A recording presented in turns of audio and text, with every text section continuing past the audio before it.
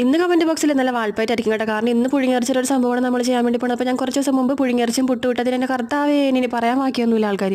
ഇങ്ങനെ ആരെങ്കിലും കഴിക്കുമോ അറപ്പാവണ ഛർദ്ദിക്കാൻ വേണ്ടി അങ്ങനെയൊക്കെ ആയിരുന്നിട്ട് പറഞ്ഞിട്ട് വെച്ചത്. അപ്പോൾ ഈ ഛർദ്ദിക്കാൻ വേണ്ടി ആൾക്കാർ അങ്ങോട്ട് മാറി ഒന്ന് ഛർദ്ദിക്കട്ടെ. എനിക്കാണെങ്കിൽ ആരെങ്കിലും ഛർദ്ദിക്കണം കണ്ട് അപ്പം ഛർദ്ദിക്കാൻ വേണ്ടി വരും.